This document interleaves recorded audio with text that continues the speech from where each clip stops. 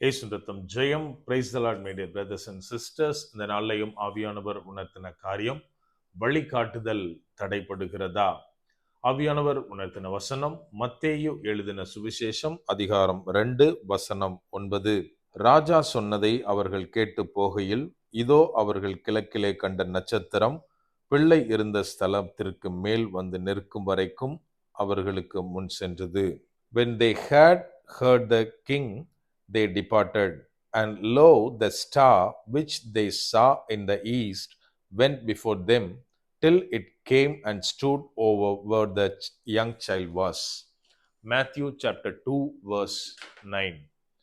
எனக்கன்மானவர்களே, இந்த இடத்துல என்ன வாசிக்கிறோம் அப்படின்னா, ராஜா, அதாவது ஏரோது ராஜா சொன்னதை கேட்டு அந்த சாஸ்திரிகள் போகும்போது, அவர்கள் இதற்கு முன்பதாக கிழக்கிலே கண்ட அந்த நட்சத்திரமானது அவர்களுக்கு முன்னால் சென்றது. அது பிள்ளை இருந்த இடம் வரைக்கும் அவர்களுக்கு முன்னாலே அவர்களை நடத்தி கொண்டு போனது அப்படின்னு இந்த இடத்திலே நாம் வாசிக்கிறோம். நாம் இன்றைக்கு தேவனுடைய பாதையில் நடந்து கொண்டிருக்கிறோம். ஆனால் நம்முடைய வழிகாட்டுதல் தடைப்படுகிறது என்று எண்ணுகிறோமா? நம்ம கொஞ்சம் யோசித்து பார்க்கணும். அதாவது கொஞ்சம் வருஷத்துக்கு முன்னாடி, நியர்லி 10 to 15 இயர்ஸ் இருக்கும், அதுக்கு முன்னாடி என்னோட ஃபர்ஸ்ட் கார் வாங்கிட்டு நாங்க ஊருக்கு போயிருந்தோம்.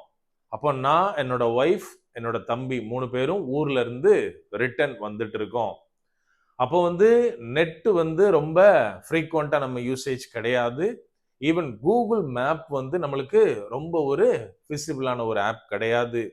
அந்த மாதிரியான ஒரு சூழ்நிலையில ஐ திங்க் மதுரை பக்கத்துல வரும்போதுலன்னு நினைக்கிறேன், நாங்க என்ன பண்ணோம் அப்படின்னா, மெயின்ல பயங்கர கன்ஜஸ்டடா இருக்கு. ஸோ நம்ம உள்ள போயிடலாம், ஏதாவது பைபாஸ் ஏதாவது இருந்தா போயிடலாம் அப்படின்னு சொல்லிட்டு நாங்க மேப் போட்டோம்.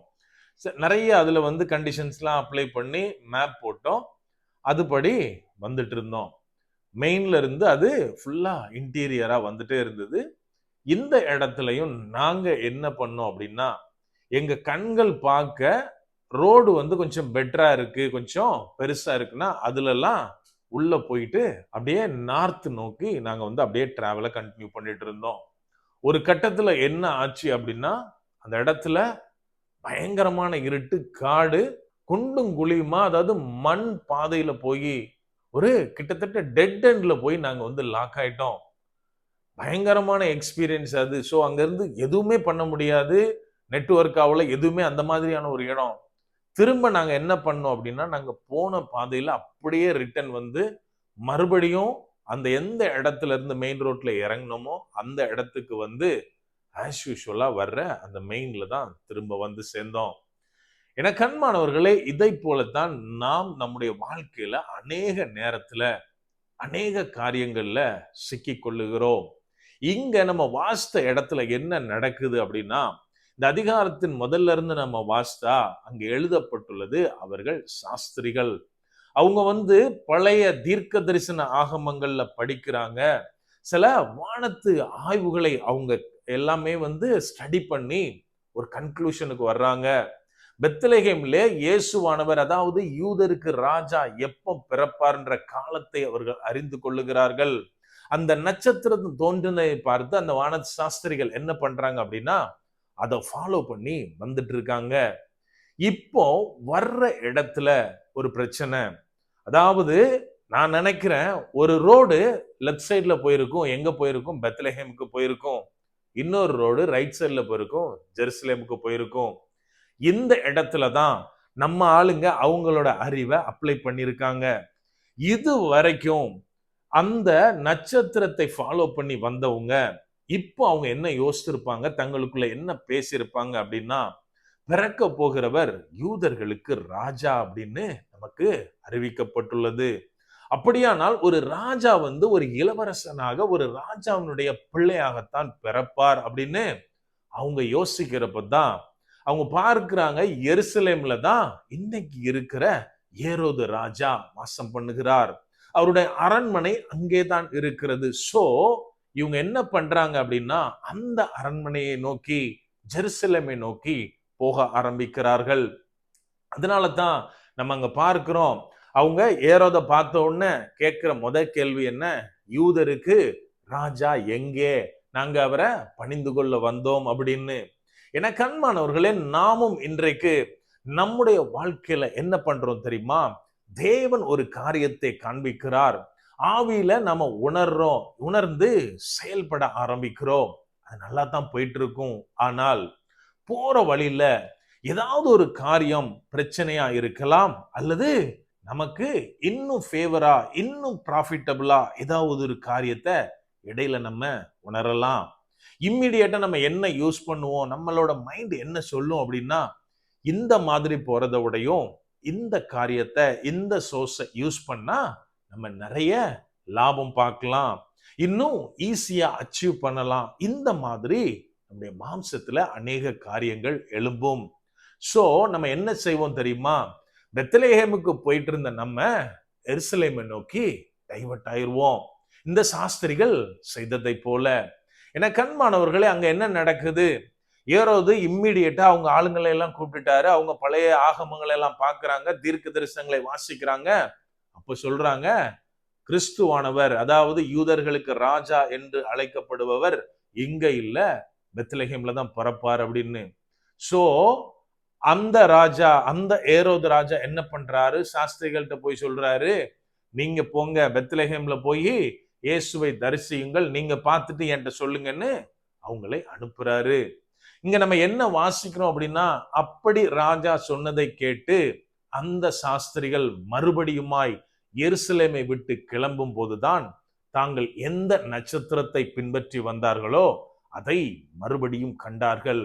அது எங்க வரைக்கும் கூட்டிட்டு போச்சா? பிள்ளை இருந்த இடம் வரைக்கும் அவர்களை வழி நடத்தி சென்றது. எனக்கு அன்பானவர்களே, நம்ம இன்னைக்கு ஏதாவது ஒரு காரியத்துல வழி விலகி, ஆண்டவருடைய காரியத்தை, ஆண்டவருடைய வார்த்தைகளை விட்டு விலகி நடந்து ஏதோ ஒரு இடத்துல மாட்டிட்டு இருக்கலாம். நம்ம அந்த இடத்துல இருந்துட்டு என்ன யோசிப்போம் தெரியுமா? ஐயோ, இவ்வளவு நாளும் என் கூட பேசின ஆவியானவர் இப்போ பேசலையே, எனக்கு வழிகாட்டினவர் இப்போது ஏதோ என்னை கைவிட்ட மாதிரி ஒரு சூழ்நிலையில இருக்கிறேன்னு அப்படின்னு நாம நினைச்சிட்டு இருக்கலாம். நம்ம செய்ய வேண்டிய காரியம் என்ன தெரியுமா? நம்ம இம்மிடியேட்டா நம்ம வந்த பாதையை திரும்பி பார்க்க வேண்டும். நான் எந்த இடத்துல ஆண்டவருடைய காரியத்திலிருந்து, தேவன் காட்டின வழியிலிருந்து நான் டைவர்ட் ஆயிருக்கேன், ஏதாவது ஒரு இடத்துல நான் பின்பற்றாமல் போயிருக்கிறேனா, அவருடைய வார்த்தையை மீறி நடந்திருக்கிறேனா, இதை நாம் கண்டுபிடிக்க வேண்டும். நம்ம எப்போ அதை கண்டுபிடிக்கிறோமோ இம்மிடியேட்டா அந்த இடத்துல இருந்து வெளியில வரணும். மறுபடியுமாக தேவன் என்னை எந்த பாதையில் வைத்திருக்கிறாரோ அந்த பாதையை நான் தேர்வு செய்ய வேண்டும்.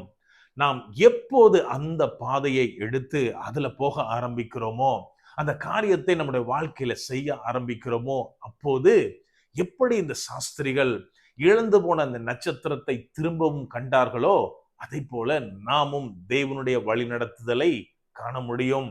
அந்த வழி நடத்துதல், அந்த ஆவியானவர் ஏதோ கொஞ்ச நாளைக்கு, கொஞ்ச நேரத்துக்கு, இந்த டிஸ்டன்ஸுக்கு தான் அப்படின்னு நம்மளை வழி நடத்த மாட்டார். மாறாக நம்ம ஓடுற அந்த பந்தய சாலையில் பந்தய பொருளை பெற்றுக்கொள்ளும் வரைக்கும் அந்த வழிகாட்டுதல் நம்மை நடத்தும்.